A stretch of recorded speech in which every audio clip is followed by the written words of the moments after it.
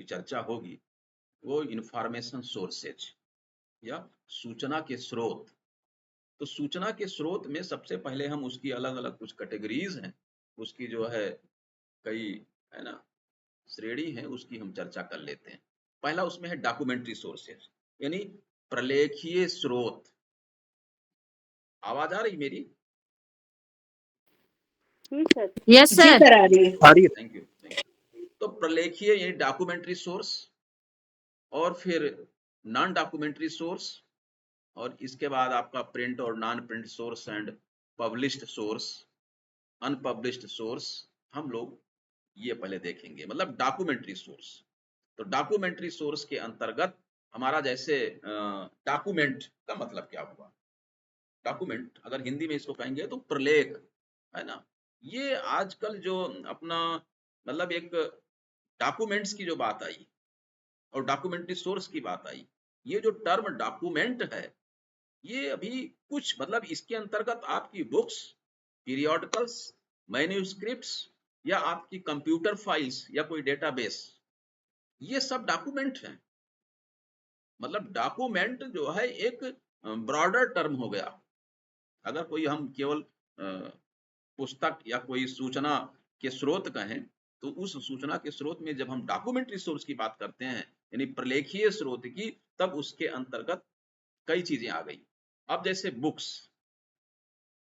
में भी text book, reference book, है ना, यानी जो हमारे पाठ्य पुस्तक या संदर्भ पुस्तक, संदर्भ ग्रंथ, हमारे मोनोग्राफ, है ना, या हमारी जो वो कोई मैन्यूस्क्रिप्ट है, पीरियोडिकल, पेटेंट, स्टैंडर्ड, यहाँ तक कि हम कोई टेक्निकल रिपोर्ट है, कोई आर्टिकल है ना, और इसी के साथ हमारा थीसिस एंड डिसर्टेशंस, कॉन्फ्रेंस की कोई प्रोसीडिंग है, कोई सोविनियर है, कोई कंप्यूटर की फाइल है या डेटाबेस है या कोई वीडियो रिकॉर्डिंग है, ये डॉक्यूमेंट्री सोर्स ऑफ इंफॉर्मेशन है, डॉक्यूमेंट्री है, ये प्रलेखीय स्रोत। दूसरा है नॉन डॉक्यूमेंट्री सोर्सेस, अप्रलेखीय। अप्रलेखीय का मतलब ये हुआ कि भाई जैसे ह्यूमन, मानव, या कोई ऑर्गेनाइजेशन, या आपका WWW यानी वर्ल्ड वाइड वेब, ये non documentary source of information. अब ह्यूमंस की अगर जब बात करते हैं तो ह्यूमंस में भी कई लोग आ गए ना इसमें।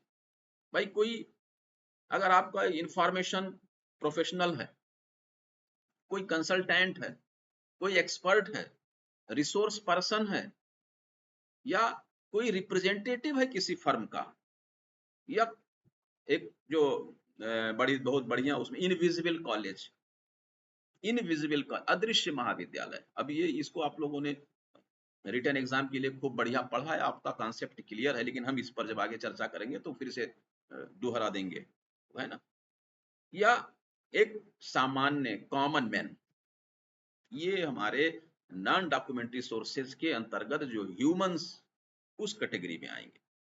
ऑर्गेनाइजेशंस के अंतर्गत यानी हमारे जो संगठन है उसके अंतर्गत कोई इंटरनेशनल एजेंसी है, रिसर्च एंड डेवलपमेंट ऑर्गेनाइजेशन है, R&D, है ना, या कोई सोसाइटी है, कोई पब्लिशिंग हाउस है, प्रेस है, या ब्रॉडकास्टिंग हाउसेस, म्यूजियम, आर्काइव्स, कोई एग्जीबिशन लगा है, कोई ट्रेड फेयर लगा है, या कोई डेटाबेस का वेंडर है, ये सब जो है, या कोई रेफरल सेंटर है, ये सब non documentary source of information के अंतर्गत ही आएंगे।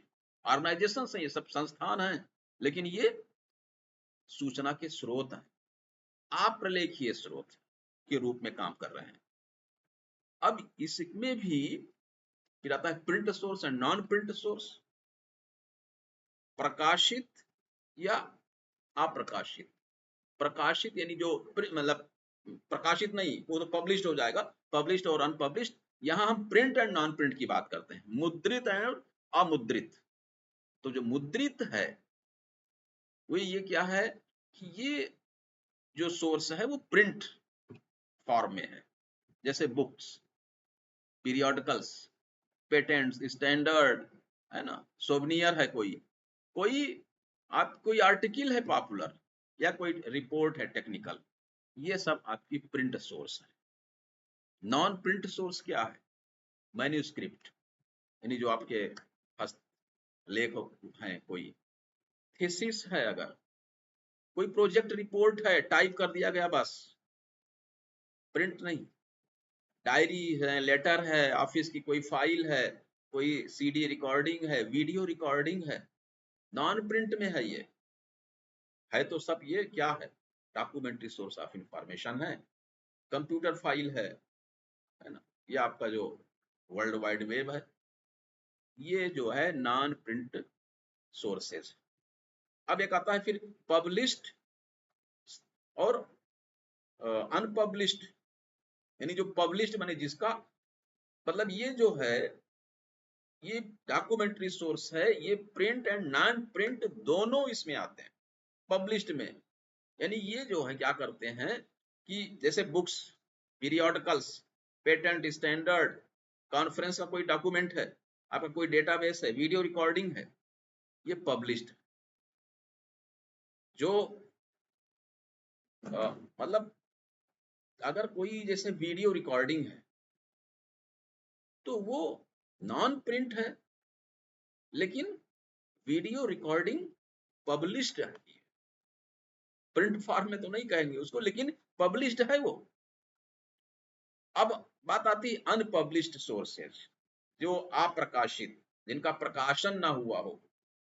जैसे आपका कोई हैंड रिटन कोई चीज है या कुछ टाइप किया गया है, कोई प्रोजेक्ट रिपोर्ट है, टाइप फॉर्मेट में है केवल, डायरी, लेटर, ऑफिस फाइल, है ना, कोई मेडिकल रिकॉर्ड्स वगैरह है, तो इस तरीके की चीजें वो होती है अनपब्लिश्ड। अब हम लोग जो अपना एक आपका जो सिलेबस के अनुसार अगर चलेंगे तो primary source, secondary source and tertiary source of information की हम लोग चर्चा करेंगे। ये आपका जो मेन है। अब इसके बाद अलग अलग विद्वानों ने उसमें अलग अलग कैटेगरी दिया, जैसे ग्रोगन ने, है ना, primary source, secondary source, tertiary source, लेकिन थोड़ा बहुत अंतर है। बॉन एंड स्मिथ, इन्होंने अलग तरीके से उसको उसकी कैटेगराइज किया। तो ये है कि आप जो है विभिन्न, है ना, अलग अलग विद्वानों ने इसकी इनकी कैटेगरी करते हुए थोड़ा सा अंतर है उसमें। जैसे हमारे जो रंगनाथन जी हैं, रंगनाथन जी ने क्या किया कि माइक्रो एंड माइक्रो डॉक्यूमेंट, मतलब ये कि रंगनाथन जी के जो जो दो इनके दो एंगल से इन्होंने उसका विभाजन किया। दो कैटेगरी इन्होंने अलग वो बताई। जैसे ये इन्होंने कहा कि भाई एक माइक्रो एंड माइक्रो, माइक्रो में ये हुआ कि जो माइक्रो है कि ये जो है, जो माइक्रो डॉक्यूमेंट है, ये एक प्रकार से जैसे कोई बुक है, इसको हम माइक्रो डॉक्यूमेंट। लेकिन जो माइक्रो डॉक्यूमेंट है, मतलब ये कि जो माइक्रो थॉट, वो जैसे कोई जर्नल की आर्टिकल है ना, तो ये माइक्रो डॉक्यूमेंट के रूप में आएगा। अब देखिए इसमें फिर उन्होंने कन्वेंशनल, नॉन कन्वेंशनल डॉक्यूमेंट्स की बात की है। आपकी कन्वेंशनल एंड नॉन कन्वेंशनल। अब कन्वेंशनल में जो रंगनाथन जी का की जो कैटेगराइजेशन है कि ये जो कन्वेंशनल डॉक्यूमेंट है, ये इन्होंने कहा कि जो पेपर फॉर्म में होते हैं, जो बेसिक मटेरियल है, जिनकी कोई एक सिंबॉलिक, कोई स्क्रिप्ट, कोई उसको मतलब किसी तरीके से किसी भी लैंग्वेज में, चाहे आर्टिफिशियल हो या आपका कोई ब्रेल लिपि में हो, मतलब वो किसी ना किसी रूप में, किसी सिंबल या स्क्रिप्ट के रूप में उसकी रिकॉर्डिंग हुई हो, conventional document. Non conventional document, जिसे कन्वेंशनल का मतलब उनका था कि भाई जर्नल, सीरियल, बुक्स हैं, आर्टिकल्स हैं, है ना, या कोई आपकी जो ब्रेल वाली बुक है, कोई वो म्यूजिकल कोई वो है, नोटेशंस हैं, मैप्स हैं, एटलस, ये सब चीजें उन्होंने कहा कि ये भाई कन्वेंशनल डॉक्यूमेंट है। लेकिन नॉन कन्वेंशनल के लिए कि ये कहा कि जिस जो रिप्रोड्यूस किया जाए कन्वेंशनल डॉक्यूमेंट से पुनः पुनरुत्पादन जिसका हो, वो है नॉन कन्वेंशनल उनके हिसाब से। जैसे कि किसी चीज का कोई वो बना दिया गया, ये उसकी फोटोकॉपी है ना, वो नॉन कन्वेंशनल फोटोकॉपिंग है ना, या कोई नॉन पेपर मटेरियल है, कोई माइक्रोफिल्म है, कोई ऐसा डॉक्यूमेंट्स है कि उसकी साइज मतलब ये कि जो माइक्रोफिश होती है बहुत रिड्यूस कर दिया गया है ना, कि किसी वो डिवाइस से ही वो कर, या कोई ऐसा ऐसे रिकॉर्ड्स हैं साउंड का, या जो आप कह सकते हैं नॉन पेपर मीडिया, कोई ग्रामोफोन रिकॉर्ड है, या कोई और ऐसा कोई जो नॉन पेपर मीडिया है, कुल मिलाकर के वो उन्होंने कहा ये नॉन कन्वेंशनल। तो रंगनाथन जी ने ये उसकी जो है दो कैटेगरी बताई। अब जो हम लोगों को खास करके ये देखना है कि प्राइमरी सोर्सेज कौन कौन से, प्राथमिक स्रोत, primary source of information. Primary source of information के अंतर्गत हम लोगों को ये देखना होगा पीरियोडिकल्स, ठीक है ना। अब वो या कोई इलेक्ट्रॉनिक जर्नल चाहे हो, सिनॉप्सिस हो, रिपोर्ट्स है ना, कॉन्फ्रेंस की प्रोसीडिंग यानी कॉन्फ्रेंस का डॉक्यूमेंट। अब मान लीजिए कि वहां अगर पूछ लिया गया कि इंटरव्यू में कि भाई ये सूचना के स्रोत, या उन्होंने कहा कि भाई ये इंफॉर्मेशन सोर्सेस के बारे में बताइए, आप क्या जानते हैं, तब आपको बताना होगा कि इंफॉर्मेशन सोर्सेज जो अभी तक चर्चा हुई है, अगर थोड़ी सी वो चर्चा कर देंगे तो और अच्छा हो जाएगा। और नहीं तो आप सीधा आ जाइएगा प्राइमरी, सेकेंडरी एंड टर्शियरी, है ना, कि सूचना के स्रोत है ना जो है तीन प्रकार के होते हैं, प्राथमिक, द्वितीयक और तृतीयक, यानी या प्राइमरी, सेकेंडरी एंड टर्शियरी। अच्छा, तो ये प्राथमिक में क्या आता है, तो अब आप इसके जो एग्जांपल्स दे दीजिए। भाई जो पहली बार जो है जो सूचना प्राप्त होती है जहां से, या जो प्रथम बार, वो आपकी प्राइमरी सोर्स ऑफ इंफॉर्मेशन। जैसे कि कोई शोध प्रबंध, थीसिस एंड डिसर्टेशन से, कोई कॉन्फ्रेंस के प्रोसीडिंग है, कोई पीरियोडिकल है, ये जो है प्राइमरी सोर्स ऑफ इंफॉर्मेशन के अंतर्गत। पेटेंट है, कोई ऑफिस का पब्लिकेशन है, कोई स्टैंडर्ड है ना, कोई आपका ट्रेड लिटरेचर है।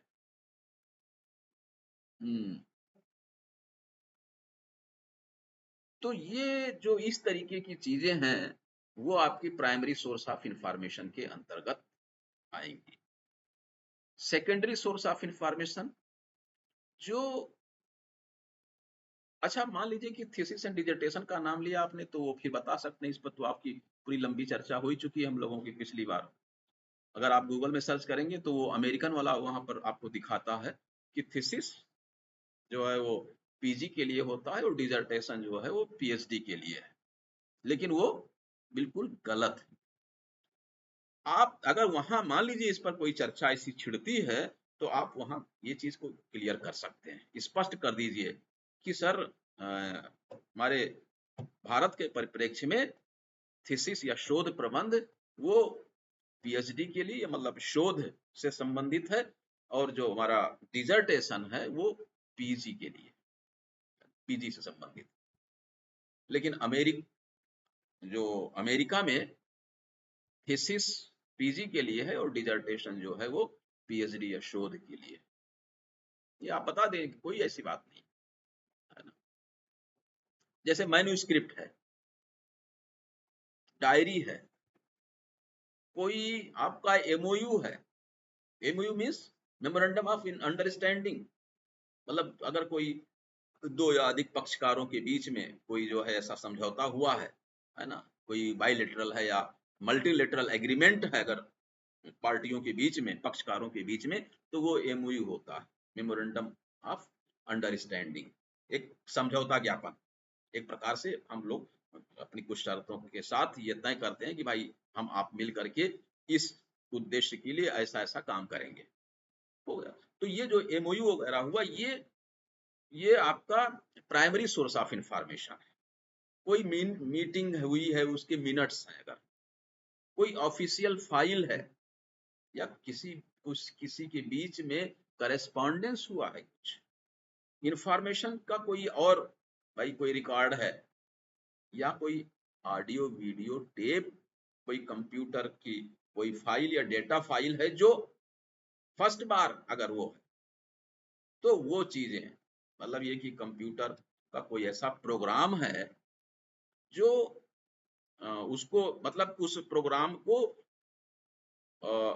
जो क्रिएट किया गया, मतलब कोई एक ऐसा उसकी कोडिंग की गई है ना, कुछ उसमें ऐसे इंस्ट्रक्शंस जिसके आधार पर वो पूरा उसका ऑपरेशन जो है वो कंट्रोल हो रहा है, तो ऐसा कोई कंप्यूटर का प्रोग्राम है, तो वो भी आपका प्राइमरी सोर्स ऑफ इंफॉर्मेशन के अंतर्गत आएगा। या डेटा फाइल है कोई, वो चाहे रिटर्न हो या इलेक्ट्रॉनिक हो। देखिए, ये कंफ्यूजन मत रखिएगा कि आपका कोई अगर इलेक्ट्रॉनिक फॉर्म में है तो वो प्राइमरी सोर्स ऑफ इंफॉर्मेशन नहीं। प्राइमरी सोर्स ऑफ इंफॉर्मेशन के अंतर्गत कोई रिटर्न हो या इलेक्ट्रॉनिक, हैंड रिटर्न हो या टाइप किया गया हो, या मान लीजिए पब्लिश ही हो, पब्लिश्ड है, लेकिन प्राइमरी सोर्स ऑफ इंफॉर्मेशन हो सकता है। अब एग्जाम्पल आप लोगों ने देख ही लिया कि थीसिस एंड डिसर्टेशन हैं इसके अंतर्गत जो है पीरियोडिकल है, यानी सीरियल पब्लिकेशंस है। इसके अंतर्गत आपका कोई कॉन्फ्रेंस की प्रोसीडिंग अगर है, वो पब्लिश हुई है, वो है। तो ये चीजें जो हैं वो आपकी हो गई primary source of information. Clear हो रहा है ना? अब देखिए हम लोग चलते हैं secondary source of information. Secondary में क्या है? कुछ जैसे पीरियोडिकल्स है ना, वो उनका सेकेंडरी, कुछ उसके आधार पर कोई चीज, जैसे आपकी एब्स्ट्रैक्टिंग एंड इंडेक्सिंग, एब्स्ट्रैक्ट और इंडेक्स, ये आपका मतलब एब्स्ट्रैक्टिंग एंड इंडेक्सिंग पीरियोडिकल, ये जो चीज है, इस टाइप की चीजें, वो सेकेंडरी सोर्स ऑफ इंफॉर्मेशन है। बिब्लियोग्राफीज, संदर्भ ग्रंथ सूची, list of research in progress, जो रिसर्च चल रहा है उसकी यदि कोई लिस्ट बनाई गई है, या कोई रेफरेंस सोर्स है, कोई संदर्भ के स्रोत है, कोई उसका ग्रंथ है, कोई टेक्स्ट बुक है। टेक्स्ट बुक आपका सेकेंडरी सोर्स ऑफ इंफॉर्मेशन के अंतर्गत आता है। कोई ट्रांसलेशन है, ट्रांसलेशन अगर हो गया किसी चीज का, तो अब वो प्राइमरी सोर्स ऑफ इंफॉर्मेशन नहीं रह गया, जो ट्रांसलेटेड चीज हो गई वो सेकेंडरी सोर्स ऑफ इंफॉर्मेशन हो गया। या कोई बिब्लियोग्राफिक डेटाबेस, ये चीजें आपकी सेकेंडरी सोर्स ऑफ इंफॉर्मेशन के अंतर्गत आएंगी। अब हम इसकी बहुत परिभाषा पर नहीं जा रहे हैं, ये कि हमारा अपना कॉन्सेप्ट क्लियर होना चाहिए कि ये जो तीन कैटेगरी है इंफॉर्मेशन सोर्सेज की, प्राइमरी और सेकेंडरी एंड टर्शियरी, वो उसका कॉन्सेप्ट क्लियर हो। यदि उसमें वो हमारे इंटरव्यू के समय उसमें कुछ ऐसी चीजें पूछ ली जाती है कि भाई ये आपका, मान लीजिए आपने किसी को पत्र लिखा है, आपने किसी को पत्र लिख करके उसको पोस्ट कर दिया, वो उसको मिला, ये क्या है? Primary source of information. पहली बार कोई ऐसी चीज मिली है, जानकारी लिखी हुई, या आपका कोई थीसिस है, डिसर्टेशन है, भाई वो अभी आपने जो उस पर काम किया, जो आपका शोध किया है, वो नया शोध है, पहली बार अभी पहला वो काम हुआ आपका उस डेटा पर, उस टॉपिक पर, उससे संबंधित चीजें एकदम नया, पहली बार, तो वो प्राइमरी सोर्स ऑफ इंफॉर्मेशन। कोई आपने रिसर्च आर्टिकल, कोई रिसर्च पेपर लिखा, पब्लिश्ड है वो, लेकिन वो प्राइमरी सोर्स ऑफ इंफॉर्मेशन। तो ये है सेकेंडरी का के अंतर्गत। जो प्राइमरी से प्राप्त होती है वो सेकेंडरी हो गई। अब उसमें कोई टेक्स्ट बुक है, टेक्स्ट बुक, कई बुक्स, कई कंटेंट्स लेकर के फिर वो टेक्स्ट बुक तैयार किया जाता है। कोई रेफरेंस सोर्स है, कोई और यानी वही जो भी चर्चा हुई, ट्रांसलेशन है, बिब्लियोग्राफीज है, ये सब आपकी सेकेंडरी सोर्स ऑफ इंफॉर्मेशन के अंतर्गत आएंगी। अब बात आती है टर्शियरी की, तृतीयक स्रोत, सूचना के तृतीयक स्रोत। इसमें बिब्लियोग्राफी या बिब्लियोग्राफीज, संदर्भ ग्रंथ सूचियों की सूची, गाइड्स टू लिटरेचर, लिटरेचर के गाइड्स, उसकी जो कोई गाइड बनी हुई, डायरेक्टरी ऑफ डायरेक्टरीज या guides to reference sources, reference sources की कोई गाइड आपने बनाई हुई है, बनी हुई है। ये इस तरीके की चीजें जो होती हैं वो टर्शियरी सोर्स ऑफ इंफॉर्मेशन के अंतर्गत आती है। अब देखिए, ये जो तीनों आपके सोर्स ऑफ इंफॉर्मेशन हो गए, है ना। अब बात ये आती है, ये जो मतलब जैसे list of research in progress, क्या होगा ये, अभी चर्चा हुई है। Secondary source of information, reference sir sources, मान लीजिए वो सर एक पूछ, डाउट था क्या, सर। जैसे बुक आपने बताया सेकेंडरी सोर्सेज में आ हाँ रहा है, हाँ, पर सर अगर कोई बुक हम लिख रहे हैं तो हमारे लिए तो प्राइमरी हुआ, नहीं तो नहीं उसको सर हुआ। कैसे हम, आप सर आपने उसकी, किस सोर्स से आप लिख रही बुक, कुछ सोर्सेज का उपयोग करेंगी ना आप। जी सर, आपने, भले सर वो हमारा काम हो, हाँ आपका भले वो काम, हमारा ही काम मैं हो। ये कह रहा हूं आपने थीसिस लिखा, आपका काम है, वो प्राइमरी जी, सोर्स ऑफ इंफॉर्मेशन। लेकिन वो थीसिस आप आपकी बुक के रूप में अगर पब्लिश हो रही है, अच्छा, वो बुक मतलब ये कि अब आपने उसको बुक के तो आप कुछ चेंज करके, कुछ मॉडिफिकेशन करके और बुक बना दिए। उस जी प्राइमरी सोर्स ऑफ इंफॉर्मेशन का प्रयोग करते हुए अब आपने एक नई चीज बना दी, तो ये सेकेंडरी हो गया।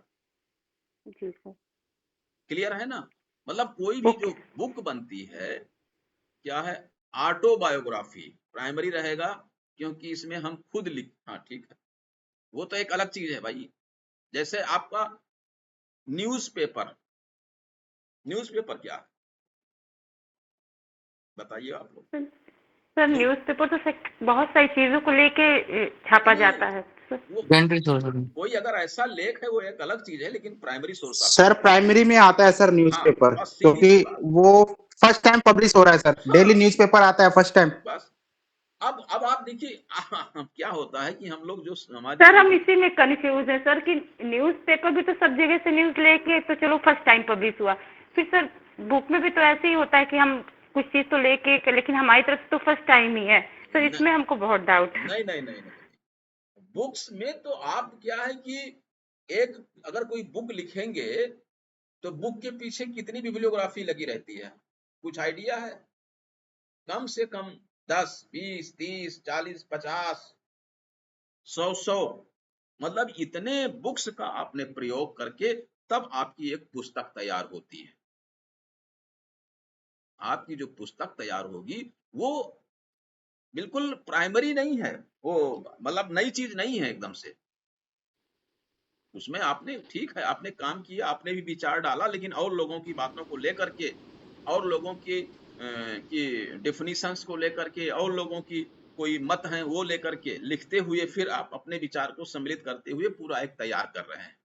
तो इसलिए इसको जो आपका चाहे टेक्स्ट बुक हो चाहे रेफरेंस बुक चाहे कोई फिक्शन बुक, है, कोई फिक्शन बुक लिख रही हैं तो भी तो हो सकता है सर वो। अब वो अब अलग हो गया बुक की कैटेगरी में बुक में जैसे टेक्स्ट बुक हम लोग बात करते हैं और रेफरेंस बुक की, यानी जो रेफरेंस बुक है और टेक्स्ट बुक, दो तरीके की बुक की बात करते हैं। अब किसी ने अगर कुछ ऐसी जो कोई चीज लिखी है, तो अब उसके वो आधार पे वो फिर प्राइमरी में आ जाएगा, वो एक अलग चीज हो गई। लेकिन अगर ये कहेंगे कि अगर कोई बुक लिखी गई है, कोई पाठ्य पुस्तक लिखा गया है या कोई संदर्भ ग्रंथ लिखा गया, तैयार किया है किसी ने, तो वो आपका सेकेंडरी सोर्स ऑफ इंफॉर्मेशन के अंतर्गत आएगा। ठीक है, क्योंकि ये क्या है, जो टेक्स्ट बुक है, अब आप मान लीजिए कि चलिए टेक्स्ट बुक पर ही चर्चा कर लेते हैं थोड़ी सी। भाई टेक्स्ट बुक क्या है? ये मतलब जो ज्ञान है, जो जानकारी है उस विषय की, वो विभिन्न स्रोतों से लेकर के तब आप तैयार करते हैं। इनकी किताब, उनकी किताब, उस ऑथर की, इन ऑथर की, या और कुछ मटेरियल्स और कुछ डेटा, वो सब ले करके फिर आप उसको, तो वो इसलिए वो सेकेंडरी हो गया, सेकेंडरी सोर्स ऑफ इंफॉर्मेशन। और sir secondary source primary source की तरफ इंडिकेट करता है ना, मतलब हम पहले सेकेंडरी से, सेकेंडरी के थ्रू हम प्राइमरी पे जाते हैं ना, ऐसा है? नहीं, ऐसा नहीं है। प्राइमरी सोर्स जैसे बुक, उल्टा बोल रहे हो आप। नहीं जैसे बुक है, प्राइमरी से सेकेंडरी पे जाते हैं। भाई प्राइमरी प्राइमरी से से हम सेकेंडरी को तैयार करते हैं ना। तैयार करते प्राइमरी हैं। को ही संशोधित, हाँ, प्राइमरी का ही नहीं, संशोधित रूप तैयार जो होता है, करते हैं, मॉडिफाई लेकिन करके अगर वो हम, उसके बाद में सेकेंडरी पे आते हैं। नहीं प्राइमरी से तो तैयार करके सेकेंडरी, लेकिन अगर हमको प्राइमरी तक जाना है तो हम सेकेंडरी के थ्रू प्राइमरी तक जाते हैं ना। तैयार तो हम प्राइमरी से सेकेंडरी को करेंगे, लेकिन अगर हमको प्राइमरी के बारे में जानना है तो हम सेकेंडरी को पहले रीड आउट करेंगे। जैसे हमने टेक्स्ट बुक निकाली, हमारे हाथ में टेक्स्ट बुक है, तो हम उसकी जो लास्ट में इंडेक्सिंग या बिब्लियोग्राफी जो भी दी होगी, लास्ट में जो लिस्ट दी होगी, वो हमको प्राइमरी तक डायरेक्ट करेगी। नहीं नहीं, वो जो आप कह रही उसका वो कोई मतलब नहीं है इसमें, यहाँ पर भाई नहीं, वो मैं पूछ रही हूँ सर, ये ऐसे ही होता है ना नहीं, सर? नहीं, ऐसा कुछ नहीं है। आपको कोई ओके। थीसिस मिल गई, आप उसको देख रहे हैं, मतलब वो जो थीसिस है वो प्राइमरी सोर्स ऑफ इंफॉर्मेशन। अब आप ये कह रहे हैं कि उस थीसिस तक पहुंचने के लिए हमने इधर की बिब्लियोग्राफी से लेकर के और फिर मैं वहां पहुंच गई, ये इसका कोई मतलब नहीं है कि हम सेकेंडरी से प्राइमरी में पहुंच गए। अरे आप डायरेक्ट प्राइमरी का यूज कर सकते हैं। अगर आपके पास, आप चले जाइए किसी यूनिवर्सिटी या कॉलेज लाइब्रेरी में, थीसिस एंड डिसर्टेशन सेक्शंस में देख लीजिए थीसिस, अब वो सब प्राइमरी सोर्स ऑफ इंफॉर्मेशन है। तो ऐसा नहीं है कि हम इसके माध्यम से वहां पहुंचते हैं, ऐसा कुछ नहीं। हाँ, ये आप जरूर जानिए कि प्राइमरी से ही फिर सेकेंडरी सोर्स हाँ ऑफ वो इंफॉर्मेशन वो तो है, तैयार हाँ होता है, बस हो वो गया। तैयार होती है सर, हाँ वो बस तो है, वो बस तो बस क्लियर है। इतना जैसे क्या है कि बहुत उस किसी चीज को बहुत टिपिकल बनाने से कोई फायदा नहीं, सामान्य सामान्य उसके। सर ये तो क्लियर है, सर ये तो क्लियर है कि हाँ सेकेंडरी सोर्स का आधार प्राइमरी सोर्स होता है, ये हाँ, बात बस एकदम क्लियर है। बस हो गया। और प्राइमरी और सेकेंडरी का ही आधार टर्सरी होता है सर, हाँ, मतलब टर्सरी इन दोनों को आधार से बना, ये तो सर बिल्कुल क्लियर है, इसमें बिल्कुल कोई बिल्कुल, डाउट नहीं है। बस बस इतना ही जरूरत है आपको। आपको कुछ चीजें हैं कि बहुत ज्यादा मतलब उसमें भटकाव की जरूरत ही नहीं है ना। अच्छा, जैसे एक चीज अभी डॉक्यूमेंट्री और नॉन डॉक्यूमेंट्री की बात कर रहे थे हम लोग, है ना, documentary and non documentary source of information. तो अब देखिए कि जो चर्चा हुई थी कि humans as a source of information, मनुष्य भी जो है सूचना के स्रोत के रूप में, अब उसमें ह्यूमन जो है वो सोर्स और रिसोर्स दोनों है, सोर्स भी है और रिसोर्स भी है। जैसे भाई वो ह्यूमन क्या है, कंपाइलर करता, इंफॉर्मेशन की कुछ प्रोसेसिंग करता है, इंफॉर्मेशन की रिकॉर्डिंग करता है, इंफॉर्मेशन डिसिमिनेटर के रूप में काम करता है, इंफॉर्मेशन ऑफिसर के रूप में भी काम करता है, या कुछ एक्सटेंशन एक्टिविटीज उसकी हैं, उसकी जो प्रसार गतिविधियां हैं, या जो हमारे कुछ मार्केटिंग प्रोफेशनल्स हैं जो मार्केटिंग का काम कर रहे हैं, वो भी तो कहीं ना कहीं एक प्रकार से सोर्स ऑफ इंफॉर्मेशन है ना, सूचना के स्रोत हैं। ट्रांसलेटर, जो हमारा ट्रांसलेटर है, यानी कोई आर्टिकल का, कोई न्यूज आइटम का, कोई बुक का या थीसिस का, उसको दूसरी भाषा में ट्रांसलेट करता है, तो वो भी क्या है, वो भी एक प्रकार, वो ह्यूमन तो है, मनुष्य ही है ना, वो कर रहा है ये काम।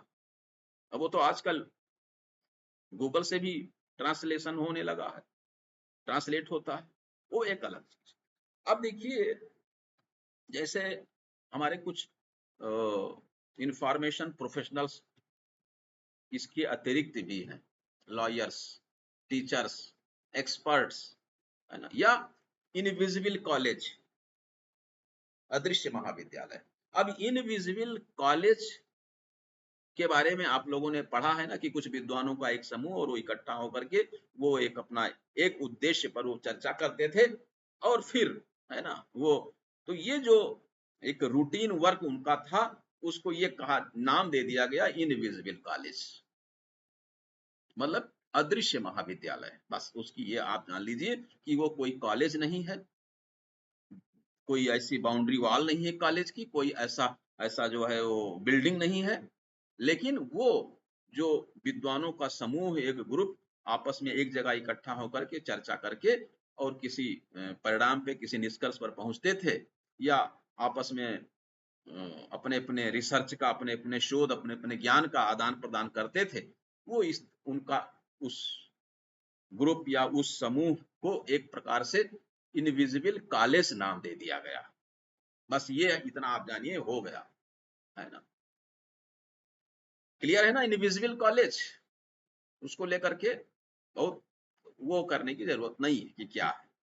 अब देखिए, अब आप जैसे उसमें जो आती है आपके जो ऑब्जेक्टिव टाइप क्वेश्चंस की, उसका उसका तरीका अलग है। इंटरव्यू में अगर आप इतनी बातें बोल देंगे, 2 लाइन की बात, कि विद्वानों का कुछ एक समूह, वो एक समान उद्देश्य को लेकर के एक साथ एकत्रित होकर के आपस में वो चर्चा करते थे, और मतलब एक दूसरे का के जो है उनकी शोध या उनके अनुसंधान या ज्ञान का, है ना, आदान प्रदान करके और वो अपना एक निष्कर्ष पर पहुंचते थे। इस तरीके का वो एक रूटीन वर्क था, और इसको एक नाम दे दिया गया इनविजिबल कॉलेज, अदृश्य महाविद्यालय। कोई ऐसा महाविद्यालय के रूप में नहीं, लेकिन वो जो समूह या ग्रुप इस तरीके काम कर रहा था, उसको हम उसको मतलब अदृश्य महाविद्यालय के रूप में मान्यता मिल गई, ऐसा प्रयोग होने लगा, कहा जाने लगा, बस हो गया, उससे ज्यादा आपको कोई जरूरत नहीं अदृश्य महाविद्यालय के बारे में। अब देखिए, हमारे जो यानी जो ऑर्गेनाइजेशंस के अंतर्गत प्रेस है, हमारी पब्लिशिंग हाउस है ना, हमारी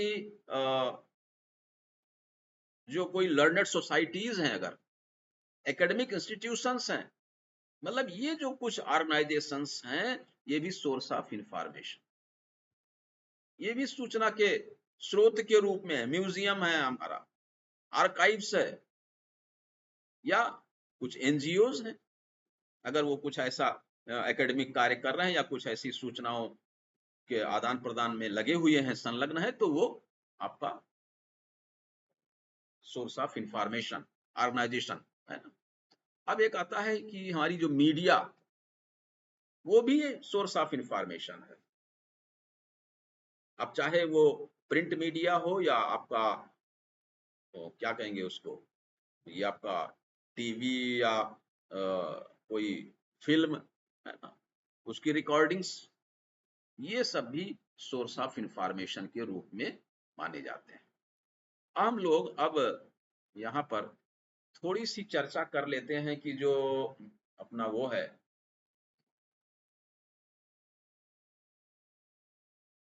ये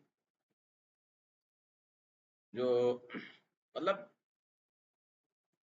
सूचना स्रोत तो हो गया, सूचना के जो स्रोत हैं उसके अतिरिक्त एक प्रकार से, जैसे हम वहां पर जो दिया है वो रेफरेंस, है ना, यानी संदर्भ स्रोत, है ना।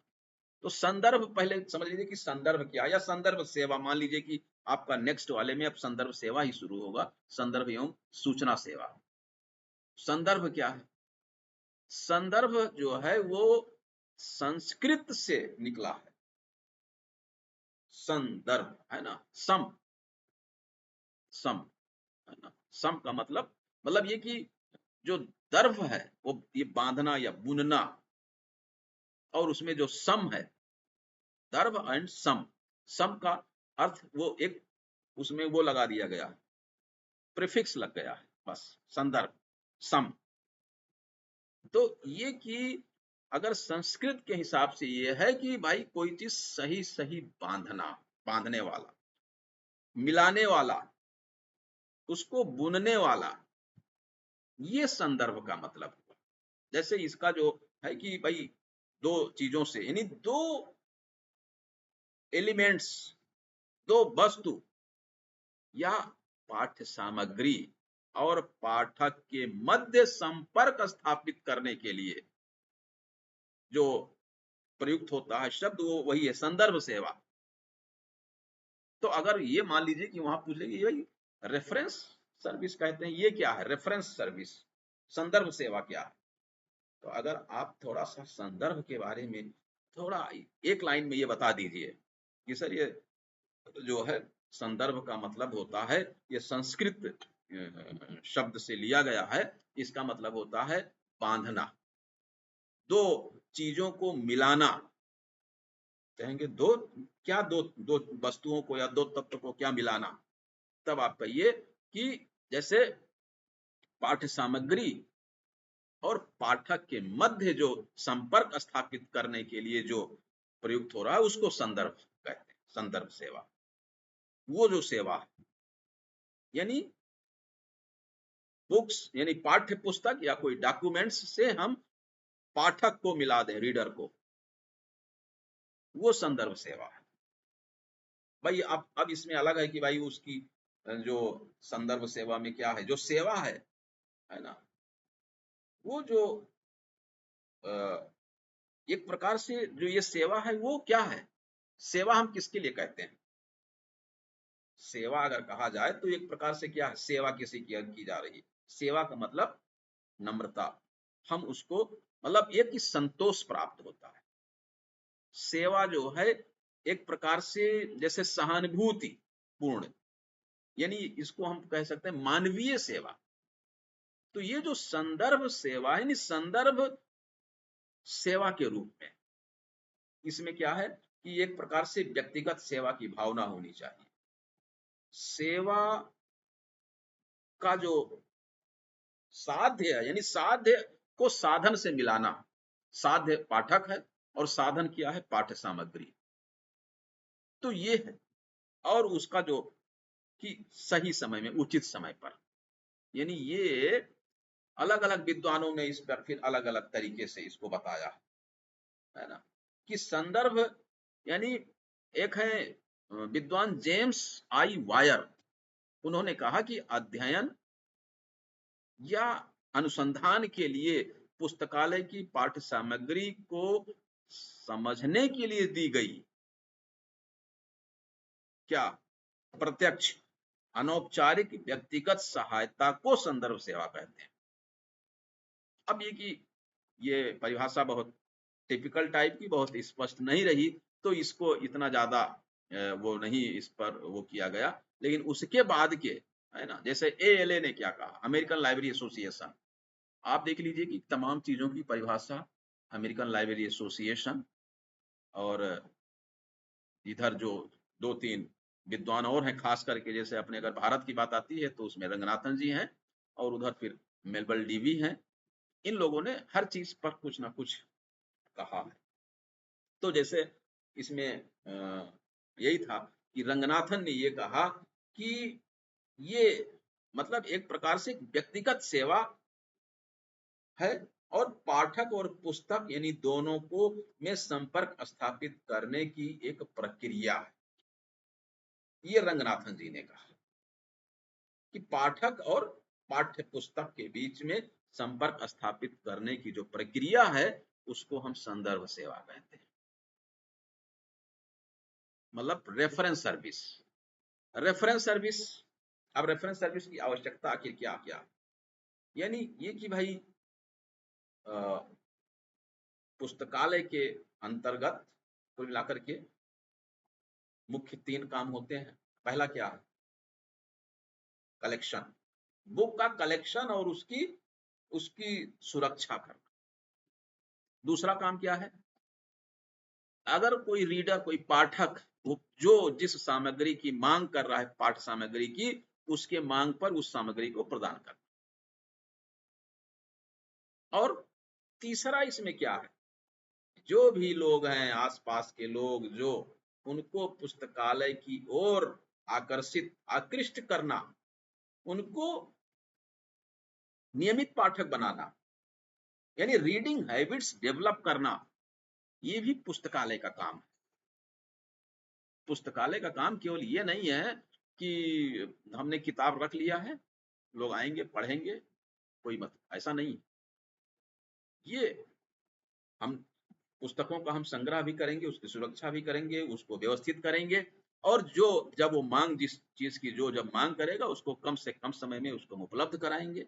और इसके साथ साथ रीडिंग हैबिट्स, अपने पुस्तकालय की ओर लोगों को आकृष्ट करना। ये तो इस तरीके से कुल मिलाकर के यही है कि समाज के हित के लिए जो भी प्रलेख, जो भी डॉक्यूमेंट्स का अधिक से अधिक उपयोग, यही संदर्भ सेवा का मूल ध्येय है। तो अगर संदर्भ सेवा की बात करें तो भाई, संदर्भ सेवा में संदर्भ सेवा क्या है ना, ये जो संदर्भ सेवा है, या संदर्भ, यानी संदर्भ सेवा के लिए एक प्रकार से क्या है कि ये ग्रंथों की सूची का निर्माण करना, अनुवाद सेवा, ये सारी क्रिया है, ये सब संदर्भ सेवा के अंतर्गत आएंगे। संदर्भ सेवा मतलब ही नहीं कि किसी चीज को कुछ प्रोवाइड करिए, तभी आपने अगर उस चीज की तैयारी कर रहे हैं, मतलब कोई आपने ऐसी प्रक्रिया, कोई प्रोसीजर आप कर रहे हैं, वो संदर्भ सेवा है। आप ट्रांसलेशन की सर्विस दे रहे हैं, संदर्भ सेवा। आपने कोई बिब्लियोग्राफी, है ना, संदर्भ ग्रंथ सूची का निर्माण किया है, संदर्भ सेवा के लिए किया है, वो भी संदर्भ सेवा में आ गया। यानी इसके अंतर्गत ऐसा नहीं है कि केवल आप अच्छा, रेफरेंस बुक क्या, रेफरेंस बुक क्या रेफरेंस बुक जो है भाई, देखिए,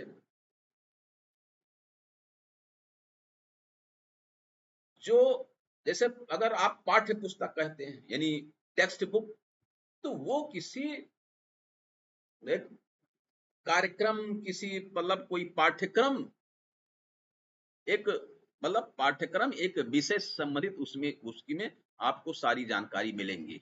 लेकिन जो रेफरेंस बुक है, उसका प्रयोग केवल रेफरेंस के लिए किया जाता है, केवल संदर्भ के लिए उसका उपयोग होता है, सांगोपांग उसका अध्ययन नहीं किया जाता है। उसका ये नहीं है कि हमको A to Z पूरा पढ़ना है, हमको किसी चीज की कोई जानकारी लेनी है, उस ग्रंथ से हम ले लेंगे। सर रेफरेंस बुक जो यूजर्स को इशू की जाती है क्या? आई थिंक नहीं की जाती। नहीं की जाती, नहीं की नहीं जाती। की जाती, वो सिर्फ लाइब्रेरी के रूल रेगुलेशन ही होते हैं उसमें सर, वो जहां तक मैंने पढ़ा है। नहीं नहीं, वो तो इसलिए नहीं की जाती, एक तो कि वो भाई कॉस्टली होती है, कॉस्टली उसमें होती है। से वो रेयर बुक्स के श्रेणी में भी कुछ होती हैं, और जो उसका मूल उद्देश्य ये है कि भाई वो रेफरेंस के लिए है ना। आपको रेफरेंस डिक्शनरी के लिए। देखनी है, आप देख लीजिए ना, जो मीनिंग देखनी हो। आपको गजेटियर से कुछ चीज लेना, आप पढ़ लीजिए वहीं पर। और ये जो होते हैं, ये इनकी प्रतियां कम होती हैं। ये नहीं कि गजेटियर रखा है तो उसकी 10 प्रति रखी है अपनी लाइब्रेरी में, 2-4 लोग इशू करा लिए तो कोई बात नहीं। नहीं, वो क्या है कि जो रेफरेंस मटेरियल होते हैं, वो महंगे होते हैं, उसकी प्रतियां कम होती हैं, और सबसे बड़ी बात यह है कि वो रेफरेंस के रूप में उसका प्रयोग किया जाता है पाठकों के द्वारा। आपका जो यूजर है या आपका जो रीडर है, वो रेफरेंस मटेरियल का उपयोग एज ए रेफरेंस, बस। बाकी उसका उसका अध्ययन अध्यापन के लिए है ही नहीं। कोई कहे कि हमको डिक्शनरी इशू करानी है, तो फिर वो नहीं सही रहेगा, डिक्शनरी इशू कराना, है ना। अच्छा, अब देखिए, जैसे वो है आपका जो ये जैसे जब रेफरेंस या रेफरेंस सोर्सेज की बात चली है ना, तो अब उसमें से रेफरेंस सोर्सेज में आपका बिब्लियोग्राफीज, एब्स्ट्रैक्टिंग या इंडेक्सिंग पीरियोडिकल्स हैं, ये सब रेफरेंस सोर्स में भी आएंगे। कोई आपका वो है ये डिक्शनरीज हैं जैसे, तो डिक्शनरी किसके लिए है? नहीं, कोई आपको किसी कम की मीनिंग देखनी है बस। अब हो सकता है आप उसमें से 50 वर्ड की मीनिंग देखनी है, आप ये सोच रहे हैं कि भाई यहाँ मतलब रीडर चाह रहा है कि अगर इशू करा लें तो अपना घर पर बैठ करके आराम से करेंगे। लेकिन अब अगर डिक्शनरी इशू की जाने लगेगी तो एक तो कोई घर पे ले जाएगा, लाना ले जाना मोटी होती है और उसके पेजेस निकलेंगे, मतलब ये कि वो उतना सुरक्षित नहीं रहेगा। तो इसलिए एक हर जगह ये हर लाइब्रेरी का एक नियम ही है कि रेफरेंस मटेरियल्स को इशू नहीं किया जाता। अब जैसे इंसाइक्लोपीडिया है, अच्छा थोड़ा थोड़ा ये भी देख लीजिएगा, इसके पहले वाली क्लास में खूब चर्चा हुई थी इस पर, डिक्शनरी है ना, इंसाइक्लोपीडिया, ग्लॉसरी है ना, ईयर बुक है ना, या डायरेक्टरीज वगैरह, ये क्या क्या होते हैं। तो इस पर आप लोग थोड़ा सा मतलब एक अच्छे से इसका अध्ययन आप कर लेंगे तो अच्छा रहेगा। यहाँ पर अगर हम लोग इसकी चर्चा ज्यादा करेंगे तो समय का बहुत वही होगा, कोई बहुत इसकी आवश्यकता यहाँ मुझे नहीं लगती है। लेकिन ये कि अगर आप लोग इसको थोड़ा सा अच्छे से पढ़ लेंगे तो बताने में वहाँ आसान हो जाएगा कि भाई ये क्या है। जो भी रेफरेंस मटेरियल हैं इस तरीके की, उनके बारे में, जैसे ये, हालांकि ये तो नहीं पूछना चाहिए कि पुस्तक या पंपलेट में अंतर डिफरेंस ऐसा कुछ है ना, लेकिन अगर मान लीजिए छोटी मोटी बातें पूछ ही ली गई कि भाई पुस्तक किससे कहेंगे, है ना, पुस्तक या पंपलेट, इनमें डिफरेंस, या आपका जो ग्लॉसरी है, इंसाइक्लोपीडिया है, डिक्शनरी है, तो ये जो मतलब शब्दकोश या आपका इसके अलग अलग वो है ना मीनिंग इसकी, तो वो थोड़ा सा आप लोग अपने से देख लीजिएगा कि इसकी मीनिंग क्या है, किस तरीके से है ना, तो मुझे लगता है ये आपका काम भर का हो जाएगा।